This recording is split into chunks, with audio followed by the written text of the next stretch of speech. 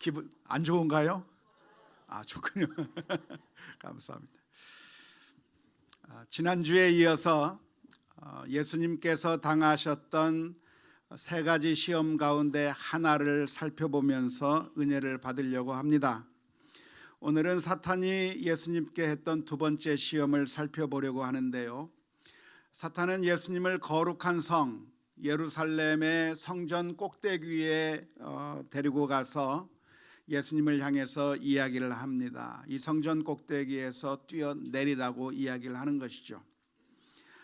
마태복음 4장 6절 말씀을 보니까 이렇게 기록하고 있습니다. 이르되 내가 만일 하나님의 아들이여든 뛰어내리라. 기록되었으되 그가 너를 위하여 그의 사자들을 명하시리니 그들이 손으로 너를 받들어 발이 돌에 부딪히지 않게 하리로다 하였느니라. 사탄이 예수님께 다가와서 놀랍게도 성경 말씀을 들려주는 겁니다. 성경 말씀에 기록하기를 하나님께서는 너를 사랑하고 그래서 내 발이 상하지 않도록 천사들을 명해서 사자들을 명해서 다치지 않게 해줄 거라고 하는 성경 말씀이 있지 않느냐. 그러니까 네가 만일 하나님의 아들이라고 한다면 성전 꼭대기에서 뛰어내려봐라. 정말 하나님의 말씀처럼 그렇게 되는지 한번 뛰어내려보라고 요구하는 이야기가 오늘 본문의 말씀 가운데 기록되어 있습니다. 사탄이 사용한 이 성경 말씀은 구약 성경 가운데서 시편 91편 11절 12절의 말씀입니다. 정확하게 한 글자도 틀리지 않고 하나님의 말씀을 정확하게 인용하면서 예수님에게 성전 꼭대기에서 뛰어내리라고 이야기를 한 것입니다. 이 이야기를 살펴보면서 우리가 깨달을 수 있는, 얻을 수 있는 몇 가지 교훈이 있을 텐데요. 우리가 한번 생각해 보면서 고민해 보았으면 좋겠습니다. 먼저 우리가 생각해 볼 것이 있다고 한다면 성경을 사용하는 것이 그 사람이 믿음의 사람이라는 것을 자동적으로 나타내지는 않는다고 하는 사실입니다. 성경 말씀을 사용하는 것이, 성경 말씀을 말하는 것이 그 사람이 정말 믿음의 사람이라 경건의 사람이라고 하는 것을 증명하지 않는다는 것이죠. 성경은 누가 사용할 수 있습니까? 성경은 누가 사용할 수 있죠? 누구나 사용할 수 있습니다. 아무나 사용할 수 있습니다. 그러니까 성경 말씀을 믿음이 있는 사람, 경건한 사람들만 사용하는 것이 아니라 성경 말씀은 심지어 불신자들도 사용할 수 있고 기독교를 반대하는 사람도 사용할 수 있고 오늘 성경에 기록하고 있는 것처럼 사탄도 사용할 수 있는 것이죠. 성경을 누가 사용할 수 있는가? 스님들도 사용합니다. 아마 유명한 분이기 때문에 아실 거라고 생각이 드는데요. 법륜 스님이라고 하는 사람이 있습니다. 바로 이분이죠. 아주 유명한 분인데 여러 사람들의 그 질문을 받아서 즉문즉답해 주는 그런 아주 유명한 스님인데 이분이 강론할 때, 설법을 할 때 무슨 말을 잘 사용하냐면 성경 말씀을 많이 사용해요. 예수님께서 말씀하시기를 이렇게 말씀하셨다, 이렇게 말씀하셨다라고 성경을 아주 굉장히 많이 사용하고 있습니다. 스님들만 성경을 사용하는 것이 아니라 오늘 본문에서 기록하고 있는 것처럼 사탄도 성경 말씀을 사용하고 있는 겁니다.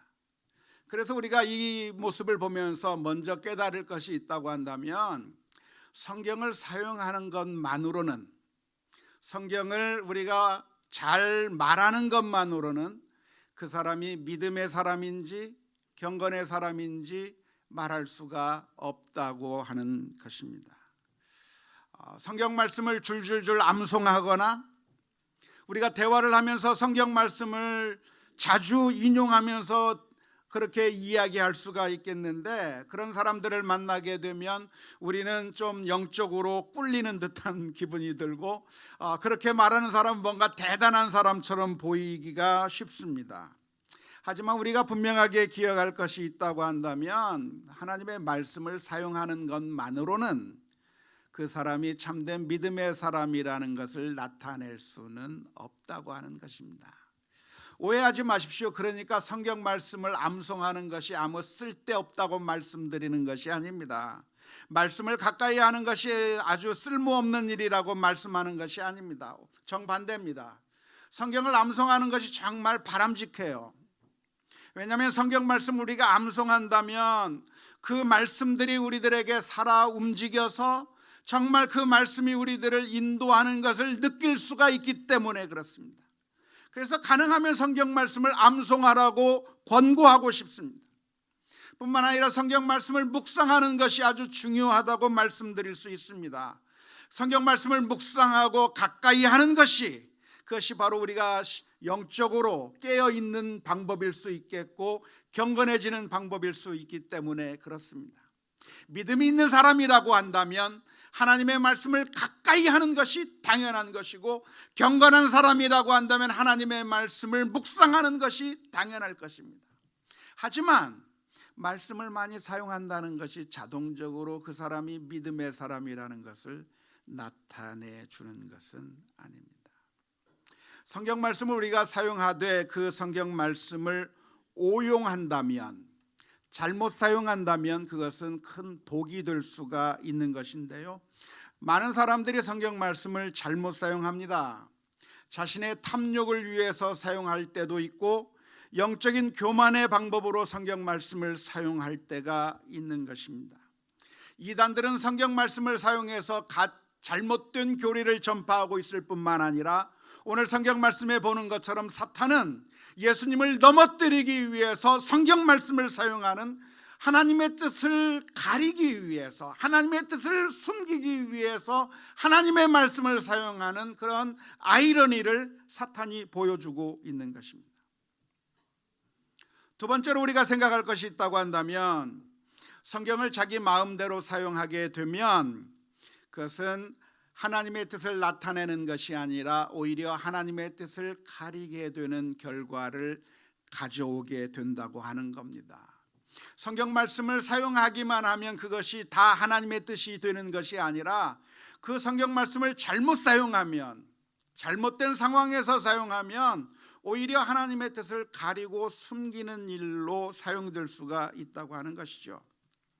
오늘 사탄이 인용했던 시편 91편 11절 12절의 말씀도 역시 마찬가지입니다. 이 시편 91편의 말씀은 어떤 상황에서 주어졌냐면 하나님의 백성을 위로하는 말씀이에요.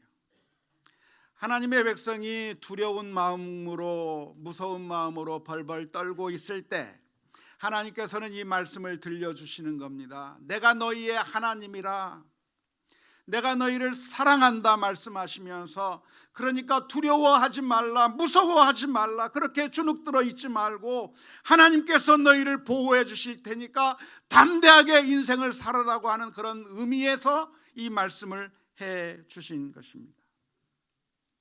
그런데 이 말씀이 전혀 다른 상황에서 이야기된다고 하면 그것은 잘못 사용되는 결과를 가져오게 됩니다. 예를 들어서 악을 행하는 사람이 있는데, 하나님의 말씀대로 살지 않는 사람이 있는데 그 사람을 향해서 말하기를 하나님께서는 당신을 보호하실 겁니다, 하나님께서는 당신의 발을 다치지 않게 해주실 것입니다 라고 이야기하면 될까요, 안 될까요? 안 되는 거예요. 구약 성경에 보면 아합 왕과 이세벨 왕비가 있었습니다. 이들은 하나님의 뜻을 따라 살지 아니했고 하나님을 거역한 나쁜 왕이었습니다. 아합 왕과 이세벨은 다른 사람의 포도원을 갈취하는 그런 악한 일을 범했습니다. 이스라엘 민족을 우상 숭배하는 길로 인도해냈습니다. 그렇게 악을 행하고 있는 아합 왕과 이세벨 왕비를 향해 찾아가서 하나님의 선지자라고 하는 사람이 말하기를 하나님은 당신을 사랑하십니다, 당신의 발을 보호해 주실 겁니다, 하나님께서 다치지 않게 해주실 것입니다 하면서 시편 91편의 말씀을 말씀하면 됩니까, 안 됩니까? 안 되는 거죠. 오늘날 우리 한국 기독교회가 세상으로부터 손가락질 당하고 조롱을 받는 이유, 지탄을 받는 이유가 어디에 있겠습니까? 그것은 여러 가지 이유가 있겠지만 그 가운데 하나가 무엇이냐면 성경 말씀을 오용해서 잘못 사용하고 있기 때문에 그렇습니다. 하나님의 말씀을 잘못 사용해서 악을 행하고 독재를 하고 있는 그런 독재자를 향해서 축복하고 복을 빌어 주었기 때문에 그런 것이죠. 예배를 드리고 찬송을 드리면서 하나님의 말씀을 강론하고 있으니까 그것은 다 괜찮은 것이 아니라 사실은 잘못된 메시지를 전하고 있는 것이죠. 우리가 경험했던 것이 무엇입니까? 그 전두환 대통령을 향해서, 아직 대통령이 되지도 않았을 때 그 국보위 위원장을 향해서 축복하는 그런 일들을 해왔던 것이죠. 그런 잘못하는 사람들에게는 하나님의 심판의 메시지를 이야기해야 될 텐데 심판의 이야기를 하지 않고 축복의 메시지를 전해주는 겁니다. 그런데 이게 한국에서만이 문제가 아니라 사실은 세계 교회의 문제였었는데 유럽에서는 나치 정권을 향해서 축복하고 복을 빌어줬어요.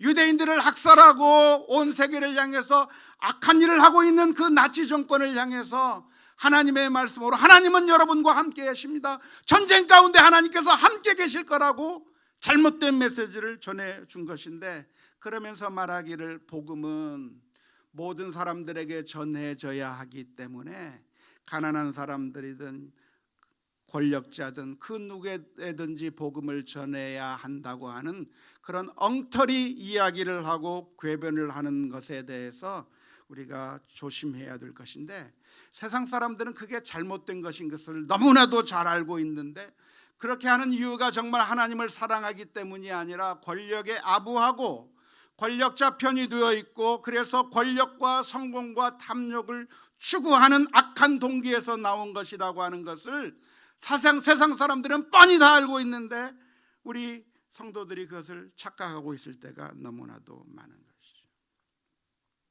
악을 행하는 사람들에게는 위로와 평강의 메시지를 전할 것이 아니라 그것을 전한다고 하면 하나님의 뜻을 잘못 전하는 것이 되겠고요, 오히려 악을 행하는 사람들이 있다고 한다면 하나님의 심판이 있기 때문에 지금 당장 회개할 것이 필요하다고 권면해야 그것이 하나님의 말씀이 되는 것이고, 그 말씀대로 살아야, 그 말씀대로 회개해야 하나님의 말씀을 제대로 적용하는 것이 될 것입니다.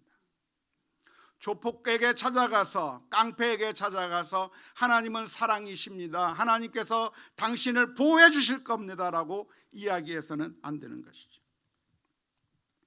예수님께서는 하나님의 나라의 복음을 전하셨는데 그 예수님께서는 세리와 창기들을 만나서 그들에게 위로와 평강의 메시지를 전해주시기도 하셨지만 그들에게 말씀하시기를 내가 너희를 정죄하지 아니하노니 다시는 죄를 범치 말라고 당부하셨습니다. 뿐만 아니라 바리새인들과 서기관들을 향해서는 위로와 평강의 메시지를 전해주신 것이 아니라 저주의 메시지를 전해주셨습니다. 어떤 사람들에게는 예수님께서 위로의 메시지를 주셨지만 서기관들과 바리새인들을 향해서는 화 있을진저 하나님의 심판이 있을 거라고, 너희가 저주를 받을 것이라고 우리 주님께서 심판을 해주신 것이죠. 오늘날 우리 한국교회에서 종종 만나게 되는 황당한 상황이 무엇이냐면 바로 그런 면이에요. 성범죄를 저지른 목회자가 있다고 한다면 필요한 메시지가 무엇이겠습니까? 나단 선지자가 다윗에게 가서 말했던 것처럼 당신이 그 사람이라 하면서 회개의 메시지를 전해야 되는데 그 성범죄를 저지른 그 목회자를 향해서 하나님은 용서의 하나님이시고 누가 돌을 던질 수 있으며 누가 정죄할 수 있겠느냐라고 하는 그런 궤변을 늘어놓는 것이 우리 한국교회가 그동안 잘못해왔던 한 면이라고 말할 수 있겠습니다. 타겟이 정확해야 돼요. 미사일이 있다고 한다면 그 미사일을 정확하게 발사를 해서 정확한 목표를 맞춰야 됩니다. 미사일을 쐈는데 그 미사일이 상대 나라의 그 군대를 향해서 쏜다고 하면, 적군의 전투기를 쏘아버린다고 한다면 그 미사일 포대는 칭찬을 받게 될 겁니다. 상을 받게 될 겁니다. 하지만 미사일을 쐈는데 그 미사일이 민간 여객기를 격추한다고 하면 엄청난 비난을 받게 될 것이죠. 이번에 이란과의 전쟁에서 이란이 우크라이나 비행 여객기를 격추시켜서 이란 사람들의 분노를 자아내고 있습니다. 이란 군대가 실수로 우크라이나 여객기를 격추시켜버렸고, 그래서 그 일로 인해서 엄청나게 어려운 일이 있게 되겠는데, 왜 그렇습니까? 미사일이라고 하는 것은 정확한 목표를 타겟으로 해서 공격해야 되는 것인데, 적군의 비행기를 떨어뜨리는 것이 아니라 아무 죄가 없는 민간 항공기를 떨어뜨렸을 때 비난을 받게 되는 것이죠. 하나님의 말씀도 영적인 미사일이라고 말할 수가 있겠는데요, 그 영적인 미사일이 하나님의 말씀들이 있을 때 그 말씀이 정확하게 정확한 목적지를 향해서 전파되어야 되는 것이죠. 고통 가운데 있고 슬픔 가운데 있고 눈물을 흘리는 자들에게 있는 하나님의 위로의 메시지가 전해져야 되지만, 그러나 죄를 짓고 악을 행하고 포악한 일을 행하는 자들에게는 하나님께서 회개를 촉구하는 메시지를 전해 주어야 하는 것인데, 우리 기독교인들이 종종 목적을 혼동하면서 마치 결혼식장에서는 장례식 설교를 하고 장례식장에 가서는 결혼식 설교를 하는 그런 어리석은 잘못된 목회자들 같이 하나님의 말씀이라고 해서 아무 상황에서나 다 전하다가 잘못된 메시지를 전하게 되는 결과를 가져오게 되는 것이죠. 우리가 매 주일마다 하나님 앞에 예배를 드리고 있는데, 하나님의 말씀을 우리가 듣는 것도 역시 마찬가지입니다. 저는 여러분과 1대1로 마주 앉아서 여러분들에게 적합한 맞춤형 메시지를 전하는 것이 아니라, 강단 위에서 수많은 사람들을 상대로 하나님의 말씀을 증거할 수밖에 없는 상황에 있습니다. 그럴 때 우리가 하나님의 말씀을 들을 때 무엇이 하나님께서 내게 주시는 말씀인지 분별해서 들어야 돼. 위로하는 메시지가 하나님께서 내게 주시는 메시지인지, 심판의 메시지가 하나님께서 나에게 주시는 메시지인지, 지금 내가 이 말씀을 듣고 회개해야 할 것인지, 능력을 얻고 담대하게 믿음으로 승리해야 될 것인지, 우리가 그 말씀을 분별해서 듣지 아니하면 그 말씀이 오히려 우리를 죽이는 독약과 같은, 아무리 좋은 약이라도 잘못된 환자에게 사용하면 독약이 되듯이 하나님의 말씀도 오용하게 되면 잘못된 결과가 나타날 수 있다고 하는 사실을 기억하면서 하나님의 말씀을 분별하여 믿음으로 나 자신에게 적용해야 할 수 있기를 주님의 이름으로 축원합니다. 오늘 우리가 여기서 던져야 될 질문은 바로 이것입니다. 사탄은 예수님께 가서 시편 91편의 말씀을 인용하면서 예수님을 유혹했는데, 왜 이 사탄이 사용한 이 성경 말씀은 하나님의 은혜의 말씀이 아니라 시험거리로 사용될 수가 있었을까요? 그것은 이 시편 91편의 말씀이라고 하는 것은 정말 고통 가운데 있는 사람들, 정말 믿음으로 살려고 했지만, 하나님의 뜻대로 살려고 했지만 여러 가지 어려운 일들을 만나고 힘든 일을 만나고 있는 사람들을 향해서 주시는 하나님의 말씀이기 때문에 그렇습니다. 정말 내가 하나님의 뜻대로 순종하며 살고 싶은데 하나님의 뜻대로 순종하며 살아가다가 어려운 일을 만나는 거예요. 하나님의 말씀대로 순종하며 살려고 하는데 내 앞에 장애가 있고 고통이 있는 거예요. 그때 들려주시는 하나님의 말씀이 시편 91편의 말씀이에요. 걱정하지 마라. 하나님의 뜻대로 살려고 하다가 어려운 일을 만난다고 해서 두려워하지 마라. 왜? 하나님께서 너를 사랑하시고 내 발을 다치지 않게 하나님께서 보호해 주실 거라고 하는 말씀이 바로 시편 91편의 말씀입니다. 비유하자면 마치 자전거를 타는 것과 같아요. 자전거를 배울 때 우리 아이들이 자전거를 타는 것이 굉장히 두렵고 떨립니다. 저도 우리 딸아이에게 자전거를 가르쳐 준 적이 있는데요, 아마 초등학교 1학년 때쯤, 아니 초등학교 들어가기 전이었는가요? 그때쯤 자전거를 가르쳐 주기 위해서 우리 딸아이와 함께 길가로 나갔습니다. 자전거를 태워주고, 그리고 제가 뒤에서 잡고 같이 따라갑니다. 네가 페달만 잘 밟으면, 그리고 앞에 핸들만 잘 조정하게 되면 바퀴가 2개뿐이지만 넘어지는 것이 아니라 네가 원하는 방향으로 갈 수가 있어. 그러니까 걱정하지 마, 두려워하지 마. 핸들만 잘 잡고 방향을 잘 잡으면서 페달을 굴리기만 하면 넘어지지 않고 가게 될 거야. 그러니까 우리 딸아이가 아빠 무서워 하면서 잘 밟을 수가 없어요. 그래서 그때 제가 우리 딸아이에게 이야기했습니다. 걱정하지 마, 아빠가 뒤에 잡고 갈 테니까, 넘어지지 않게 내가 잡고 있을 테니까 담대하게 가. 그렇게 얘기하고 잡고서 제가 뒤에서 따라갑니다. 따라가다가 얘가 잘 갈 것 같으면 제가 손을 살짝 놔요. 살짝 놓으면서 얘가 넘어지지 않고 갈 수 있기를 제가 바라보는 거죠. 그러면 우리 딸아이가 두려워가지고 아빠 손 잡았어? 하고 물어봐요. 그러면 내가 잡고 있을게. 내가 놓기는 하겠지만 넘어지지 않도록 내가 지켜줄게. 걱정하지 마, 아빠가 보고 있을게. 아빠가 같이 뛰어다니면서 내가 넘어지지 않도록 아빠가 잘 봐줄게 라고 이야기를 하는 거죠. 그때 했던 제 말의 의도는 무엇이냐면, 네가 만일 자전거를 열심히 탄다고 하면 내가 너를 그냥 혼자 내버려 두는 것이 아니라 넘어지지 않게 하고 다치지 않도록 내가 옆에서 보호해 주겠다고 하는 그런 의미에서 그런 이야기를 한 겁니다. 그런데 제 이야기를 들은 어떤 한 아이가 우리 딸아이에게 가서 이런 이야기를 한다고 합시다. 니네 아빠가 너를 보호해 준다고 했잖아. 아빠가 너를 꼭 붙잡고 넘어지지 않게 하고 다치지 않게 해준다고 했잖아. 그러니까 네가 한번 집 나가봐.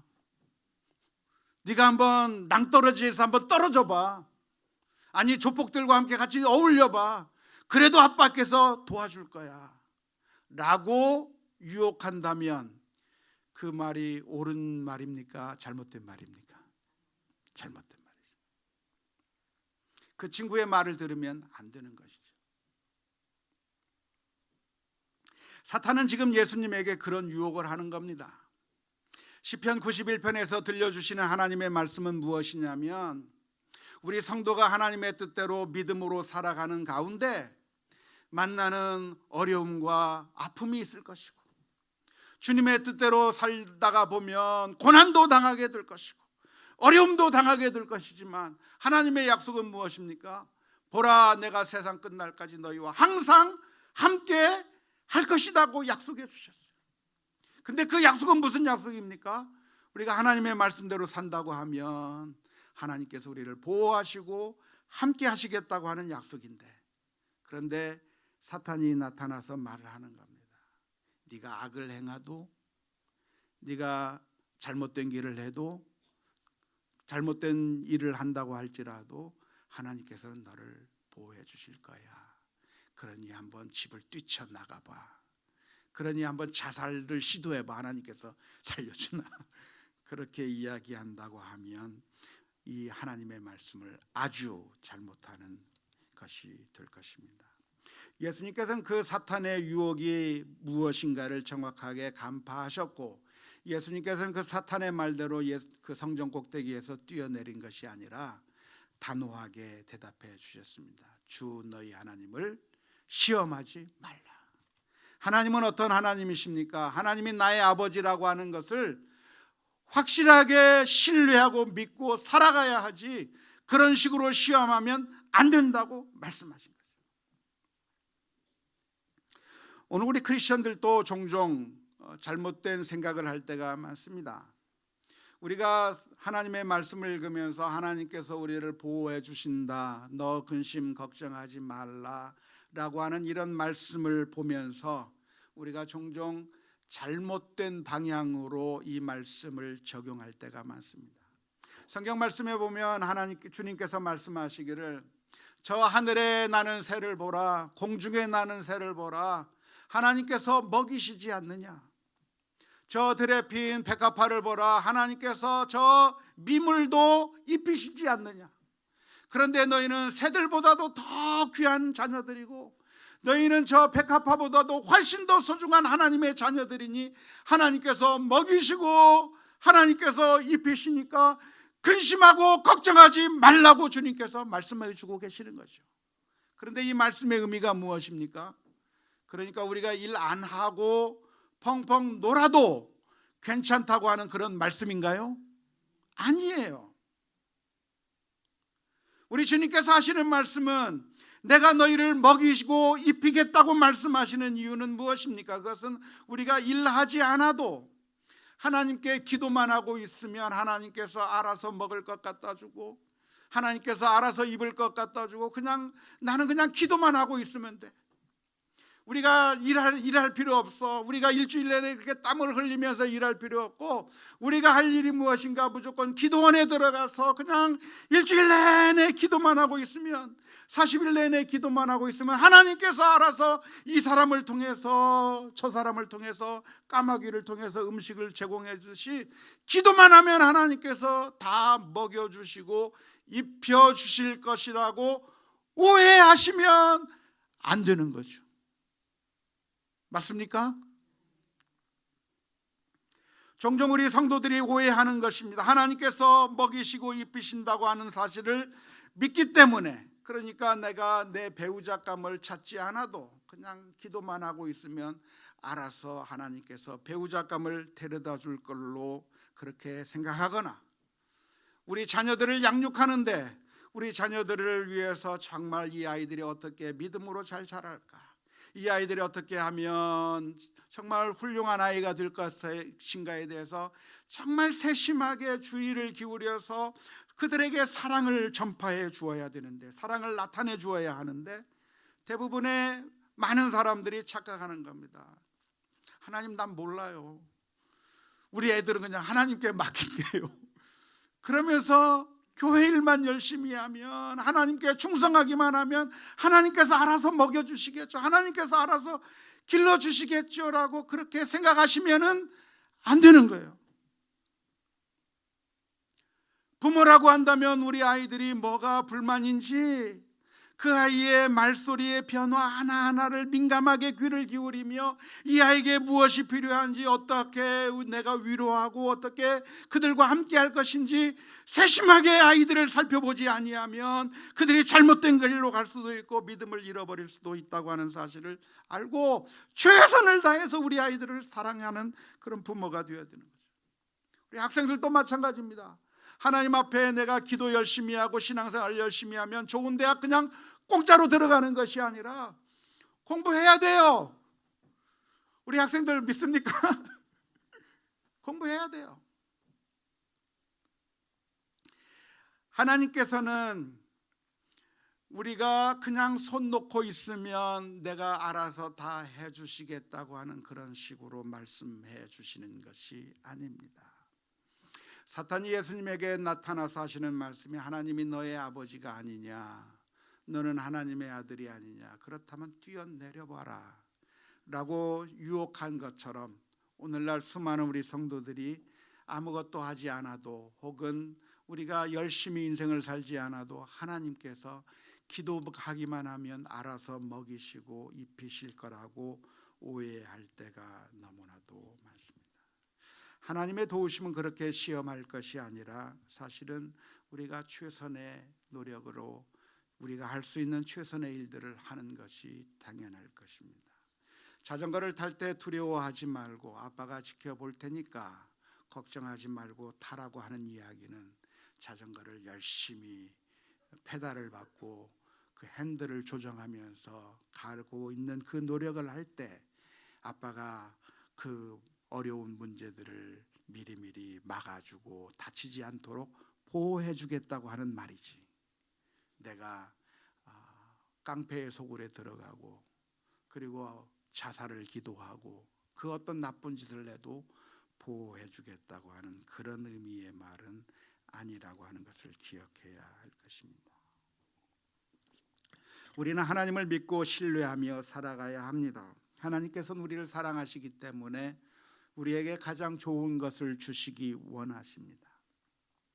우상 숭배하는 것을 거절하다가 풀무불에 들어간다고 하면 우리 주님께서 그 풀무불에 들어간 다니엘의 세 친구들을 구원해 주실 수가 있겠지만 아무 이유 없이 풀무불 속에 내가 뛰어들어간다고 하면 그래서도 하나님께서 나를 지켜주실 것이라고 생각하는 것은 큰 오산이라고 하는 것을 기억해야 할 줄로 믿습니다.